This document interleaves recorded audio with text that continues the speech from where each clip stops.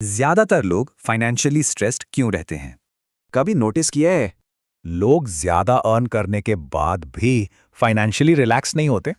Salary increase होती है, लेकिन स्ट्रेस भी इंक्रीज होता है। EMIs, expenses, subscriptions, modern lifestyle. लेकिन क्वेश्चन है, क्या प्रॉब्लम सिर्फ लो इनकम है? I am Amar and this is Hunt chaos with Amar. Chapter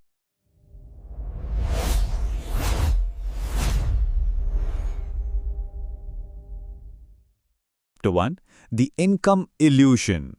आज हम उस रियलिटी को डिकोड करेंगे जिसे समझना हर उस इंसान के लिए जरूरी है जो पैसे तो कमाता है पर चैन से सो नहीं पाता।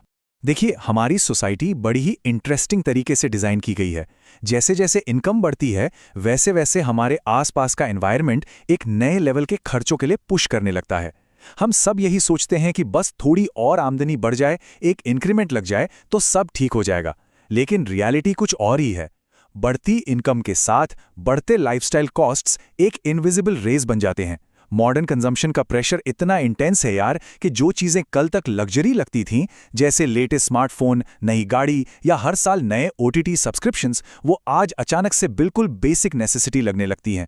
एक बार हम एक कंफर्ट लेवल पर आ गए तो उस कंफर्ट को मेंटेन करने का प्रेशर एक एंडलेस साइकिल बन जाता है। Chapter 2, the lifestyle inflation trap. अब समझिए, ये सिर्फ इकोनॉमिक्स का प्रॉब्लम नहीं है, ये पूरे ह्यूमन साइकोलॉजी का खेल है। जैसे ही अर्निंग इंक्रीज होती है, ऑटोमेटिकली स्पेंडिंग भी शूट अप कर जाती है। क्यों? क्योंकि इसके पीछे ह्यूमन ईगो काम कर रही होती है। लोग अपनी बढ़ती हुई आमदनी को सोसाइटी को दिखाना चाहते हैं। सोशल मीडिया के इस प्रेशर में हम कंफर्ट को स्टेटस से और स्टेटस को नेसेसिटी से कंफ्यूज कर देते हैं। ये डेटा पॉइंट देखिए, ये इस बात का सबसे बड़ा सबूत है। पिछले कुछ डेकेड्स में इन्फ्लेशन एडजस्ट करने के बाद एवरेज वेजेस प्रैक्टिकली फ्लैट रही हैं, लेकिन एवरेज नए घर का साइज 50% तक बढ़ गया है। आज नए घरों में रहने वालों से ज्यादा बाथरूम्स होते हैं। सीरियसली, ये सिर्फ एक्स्ट्रा स्पेस की जरूरत नहीं है, ये लाइफस्टाइल ब्लोट का अल्टीमेट मेटाफर है। हम बस अपीयरेंसेस मेंटेन करने के लिए अपने पीयर्स से आगे निकलने की रेस में अपनी सारी एक्स्ट्रा इनकम बड़े घरों और स्टेटस सिंबल्स पर उड़ाते जा रहे हैं। और इसीलिए मॉर्गन हाउसल अपनी साइकोलॉजी ऑफ मनी के कॉन्सेप्ट्स में एक बहुत ही ब्रिलियंट और डीप बात कहते हैं। उनके मुताबिक सेविंग्स और कुछ नहीं, बस इंसान की ईगो और उसकी इनकम के बीच का गैप है। That's it. अगर इनकम बढ़ने के साथ ईगो भी बढ़ जाए तो वो गैप कभी बनेगा ही नहीं। और सच तो ये है कि बिना सॉलिड सेविंग्स के सिर्फ एक हाई इनकम का होना किसी को फाइनेंशियली रिलैक्स नहीं कर सकता। चैप्टर 3, इजी क्रेडिट और ईएमआईज। तो यहां एक सिंपल सवाल उठता है, अगर सेविंग्स हो ही नहीं रही है तो फिर लोग इतने बड़े घर और नई कार्स अफोर्ड कैसे कर रहे हैं? इस बढ़ती हुई ईगो को फ्यूल करने के लिए मार्केट ने एक बहुत ही कन्वीनियंट रास्ता निकाल लिया है, जो है उधार। ये हिस्टोरिकल शिफ्ट इस बात को ब्रिलियंटली दिखाता है। वर्ल्ड वॉर 2 के बाद हाउस होल्ड डेट में एक लिटरली मैसिव एक्सप्लोजन हुआ। पहले के टाइम में डेट को लेकर सोसाइटी में एक डर होता था, लोग उधार से बचते थे। लेकिन 1950s के बाद क्रेडिट कार्ड्स, इंस्टॉलमेंट क्रेडिट और पर्सनल लोन्स का ट्रेंड एक्सप्लोड हो गया। एक पूरा कल्चरल शिफ्ट आ गया जहां उधार लेने को प्रैक्टिकली, फाइनेंशियली स्मार्ट और नॉर्मल माना जाने लगा। लोगों ने इजी मंथली पेमेंट्स के ट्रैप में आकर वो सब कुछ खरीदना शुरू कर दिया जो उन्हें चाहिए था। और इसका नतीजा क्या निकला? ये शॉकिंग स्टैटिस्टिक अपने आप में पूरी कहानी बताता है। Household debt to income ratio जो 1973 में करीब 60% था, वो बढ़ते बढ़ते 2007 तक 130% से भी ज्यादा क्रॉस कर गया। Just think about that. इसका मतलब है लोग एक्चुअल आमदनी से कहीं ज्यादा का उधार ले चुके थे। एक पूरा का पूरा मॉडर्न लाइफस्टाइल सिर्फ ईएमआईज के सहारे खड़ा हो गया। लेजेंडरी इकोनॉमिक थिंकर रे डालियो इस मैकेनिक को एक बहुत ही सिंपल सेंटेंस में एक्सप्लेन करते हैं। वो कहते हैं कि जब हम क्रेडिट यूज करके कोई ऐसी चीज खरीदते हैं जो हम आज अफोर्ड नहीं कर सकते, तो बेसिकली हम क्या कर रहे होते हैं? हम मैकेनिकली अपने फ्यूचर सेल्फ से उधार ले रहे होते हैं। हम आज ही ये डिसाइड कर रहे हैं कि फ्यूचर में एक ऐसा वक्त आएगा जब हमें अपनी आमदनी से कम खर्च करना पड़ेगा ताकि ये डेट चुकाया जा सके। ये फ्यूचर कंजम्पशन का सैक्रिफाइस है जो आज ही कमिट कर दिया गया है। और प्रैक्टिकली यही फाइनेंशियल डिपेंडेंसी का सबसे बड़ा कारण बनता है। Chapter 4, the modern consumption engine.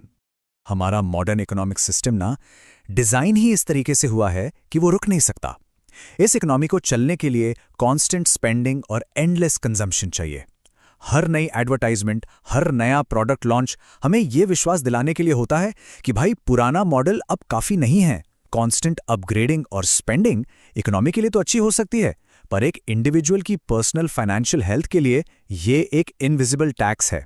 इसलिए मॉर्गन हाउसेल का ये पावरफुल कोट इस इल्यूजन को पूरी तरह तोड़ देता है। Wealth is what you don't see, यानी असली वेल्थ वो है जो दिखाई नहीं देती। हम उन चीज़ों को वेल्थ मान लेते हैं जो हमें दिखाई देती हैं, महंगी गाड़ियाँ, डिज़ाइनर कपड़े, बड़े घर।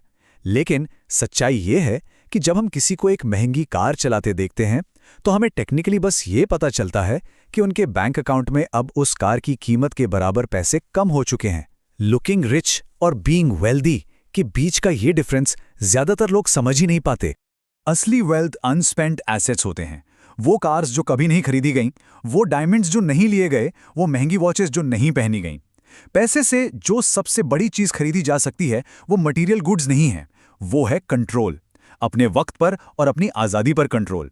जब बैंक अकाउंट में बिना खर्च किए हुए पैसे होते हैं तो इंसान ये डिसीजन ले सकता है कि उसे कहाँ काम करना है, किसके साथ वक्त बिताना है और अपनी लाइफ को किस डायरेक्शन में ले जाना है। यही सबसे बड़ा और सबसे इंपॉर्टेंट डिविडेंड है जो पैसा पे करता है। Chapter 5 the big insight. Financial stress कभी कभी लो इनकम की वजह से नहीं होता, एंडलेस कंजम्पशन की वजह से होता है।